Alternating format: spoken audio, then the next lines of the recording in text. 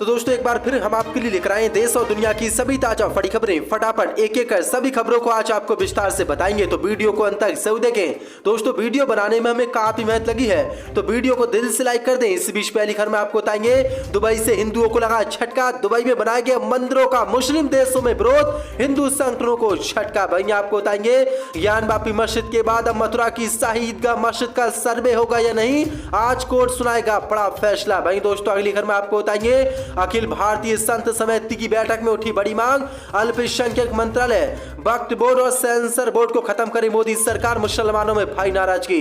वहीं आपको बताएंगे हरियाणा में मोदी और अमित शाह को लगा बड़ा झटका, जेजेपी और बीजेपी के 28 नेता कांग्रेस में हुए शामिल। वहीं आपको बताएंगे उइगर मुसलमानों को लेकर चीन के खिलाफ बीजेपी ने नहीं दिया वोट, असुद्दीन ओवैसी ने मोदी पर बोला तीखा हमला, कहा क्या शी जिनपिंग से डरते हैं प्रधानमंत्री मोदी। वहीं दोस्तों अगली खबर में आपको बताएंगे कांग्रेस की भारत जोड़ो यात्रा का आज हुआ पूरा एक महीना, 31वें दिन राहुल गांधी के साथ उमड़ा कार्यकर्ताओं का जन सैलाब। तो दोस्तों सभी खबरों को एक एक कर विस्तार से आपको बताने वाले हैं, तो वीडियो को अंत तक जरूर देखें। इसी के साथ दोस्तों पहली बड़ी खबर, दुबई से हिंदुओं को लगा झटका। दुबई में बनाए गए मंदिरों का मुस्लिम देशों में विरोध, चौंसा पदें। दुबई से हिंदूवादी संगठनों को बड़ा झटका लगा है। दरअसल आपको बता दें दुबई में बनाए गए मंदिरों का मुस्लिम देशों ने विरोध किया है।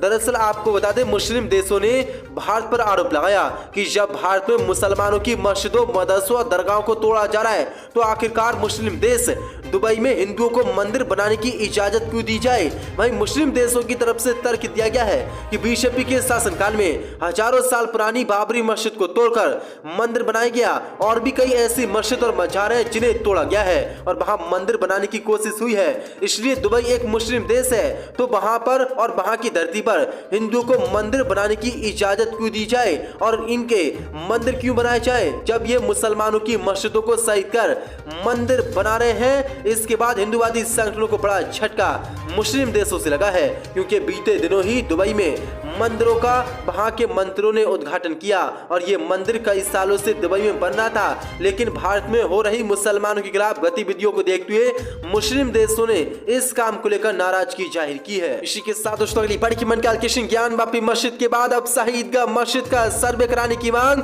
कोर्ट दे सकता है आज बड़ा फैसला, लग सकता है हिंदू संगठनों को झटका, चौंसा पदें। यूपी के वाराणसी में काशी विश्वनाथ मंदिर परिसर से सटी ज्ञान वापी मस्जिद के बाद अब यूपी के मथुरा में कृष्ण जन्मभूमि के बगल वाली शाही ईदगाह मस्जिद के मामले में आज कोर्ट सुनवाई करेगा। मथुरा की शाही ईदगाह मस्जिद का सर्वे कराया जाए या नहीं, इसको लेकर कोर्ट आज बड़ा फैसला सुना सकता है। दरअसल हिंदूवादी संगठनों ने यूपी के मथुरा की शाही ईदगाह मस्जिद का सर्वे कराने की कोर्ट से मांग की है। अब देखते हैं कोर्ट आज मुस्लिम पक्ष के समर्थन में फैसला सुनाता है या हिंदू पक्ष को बड़ा झटका देता है। हरियाणा से भाजपा को तगड़ा झटका, बीजेपी और जेजेपी के 28 नेता कांग्रेस में हुए शामिल, चौंसा पदें। हरियाणा से मोदी और अमित शाह को बड़ा झटका लगा है। दरअसल आपको बता दें आदमपुर उपचुनाव से पहले हरियाणा कांग्रेस में एक बार फिर से बम्पर ज्वाइनिंग हुई है। 3 बार की विधायक जेजेपी की राष्ट्रीय सचिव अनीता यादव ने आज कांग्रेस पार्टी का दामन थाम लिया। इसके अलावा अटेरी से जेजेपी के उम्मीदवार रहे सम्राट यादव ने भी कांग्रेस में आस्था जताते हुए पार्टी की सदस्यता ग्रहण की। दोनों ने पूर्व मुख्यमंत्री भूपेंद्र सिंह हुड्डा और प्रदेश अध्यक्ष चौधरी उदय भान की मौजूदगी में कांग्रेस पार्टी का दामन थामा। इस मौके पर सारोड़ा और रादौर से करीब 2 दर्जन जेजेपी, बीजेपी और इनेलो नेताओं ने भी कांग्रेस पार्टी की सदस्यता ग्रहण की। इससे उत्साहित हुड्डा ने कहा कि लगातार कांग्रेस का कुनबा बढ़ता जा रहा है। अलग अलग पार्टियों के नेता, कार्यकर्ता, पूर्व विधायक और मंत्री स्तर के लोग लगातार कांग्रेस में शामिल हो रहे हैं, इसलिए यहाँ पर भाजपा का अब की बार सुपड़ा शाख होगा। उइगर मुसलमानों को लेकर वोटिंग से दूरी पर ओवैसी का मोदी पर तीखा हमला, ओवैसी बोले क्या शी जिनपिंग से डरते हैं पीएम मोदी, चौंसा पदें।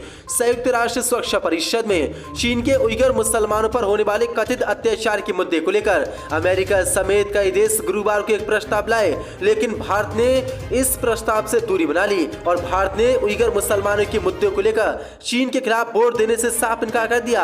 अब इसी को लेकर असुद्दीन ओवैसी ने प्रधानमंत्री मोदी पर बड़ा हमला बोला है।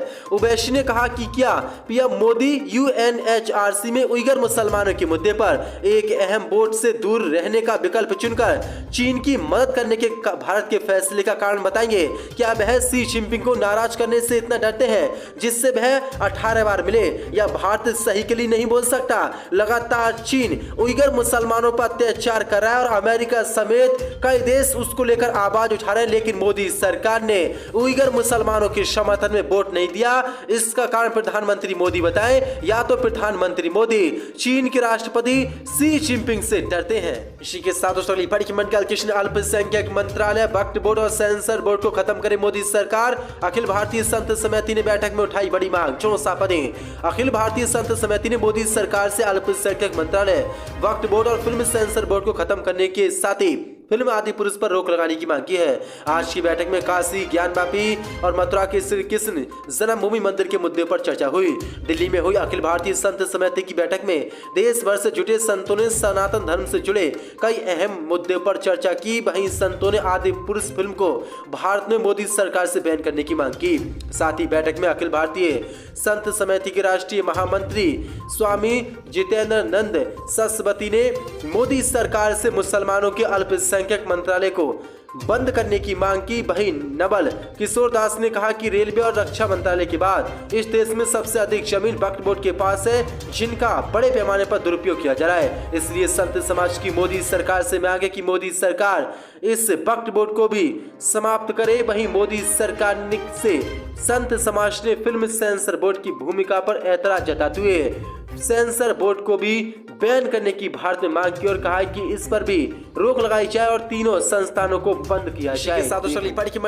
बड़ा गांव चौक पर आओ, तुम्हारी नेतागिरी खत्म कर देंगे। बीजेपी नेता को फोन पर मिली जान से मारने की धमकी, 64 पदें। उत्तर प्रदेश के जौनपुर में बीजेपी युवा मोर्चा के क्षेत्रीय मंत्री को फोन पर हत्या करने की धमकी मिली है।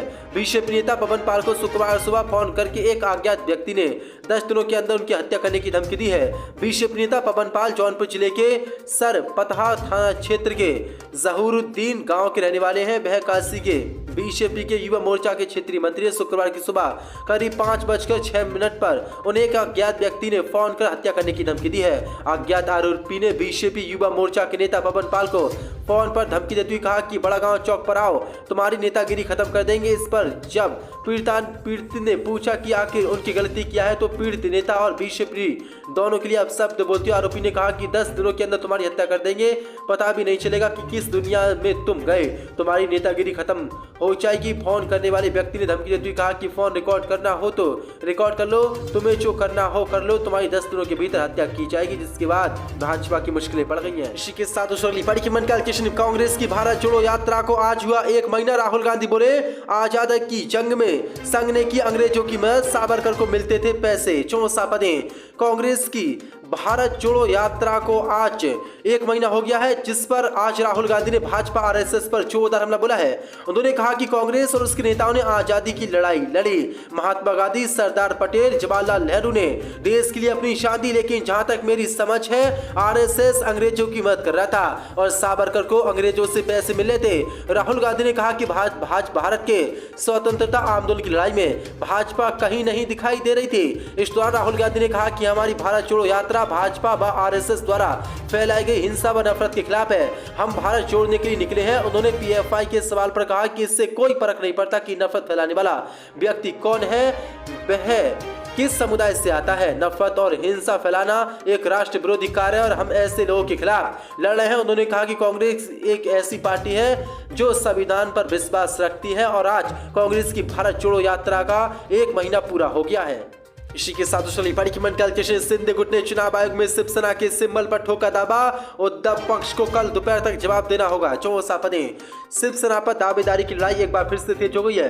महाराष्ट्र के मुख्यमंत्री एकनाथ शिंदे गुट ने शुक्रवार को चुनाव आयोग पहुंचकर शिवसेना के चुनाव चिन्ह धनुष और बाण पर किए दावे पर अपना पक्ष रखा है और अंधेरी पूर्व विधानसभा उपचुनाव से पहले उसे आवंटित करने की मांग की है। इस पर चुनाव आयोग ने उद्धव ठाकरे गुट को शनिवार दोपहर 2 बजे तक जवाब दाखिल देने का निर्देश दिया है। इससे पहले चुनाव आयोग ने शिवसेना पर अधिकार को लेकर 7 अक्टूबर तक उद्धव ठाकरे गुट और एकनाथ शिंदे गुट को अपने अपने दावों के सभी दस्तावेज जमा करने को कहा था। इसी को लेकर एकनाथ शिंदे गुट ने चुनाव आयोग से आज मुलाकात कर शिवसेना के चुनाव चिन्ह धनुष और बाण पर अपना दावा किया। चुनाव आयोग की तरफ से उद्धव ठाकरे गुट को 8 अक्टूबर दोपहर 2 बजे यानी आज अपना जवाब और दस्तावेज प्रस्तुत करने का समय दिया गया है। जानकारी के मुताबिक शिंदे गुट ने 6 तारीख को भी एक पत्र लिखकर चुनाव आयोग से शिवसेना का चुनाव चिन्ह उन्हें आवंटित करने की मांग की थी। दरअसल एकनाथ शिंदे गुट का मानना है कि मुंबई में अंधेरी पूर्व विधानसभा में उपचुनाव होने हैं। ऐसे में उद्धव ठाकरे गुट गैर कानूनी तरीके से चुनाव चिन्ह पर उम्मीदवार उतार सकता है। हालांकि इस उपचुनाव में एकनाथ शिंदे हैं कि सहयोगी बीजेपी और अन्य उम्मीदवार भी उतर रहे हैं। गौरतलब है कि नवंबर में मुंबई की अंधेरी विधानसभा सीट पर उपचुनाव होने वाले हैं। ऐसे में एकनाथ शिंदे गुट जल्द फैसला चाहता है और आज बड़ी उम्मीद है कि आज शिवसेना के चुनाव चिन्ह पर फैसला हो जाएगा। चुनाव आयोग आज शिंदे गुट या उद्धव गुट को शिवसेना का चुनाव चिन्ह दे सकता है। अब देखना होगा किसको ये जीत मिलती है।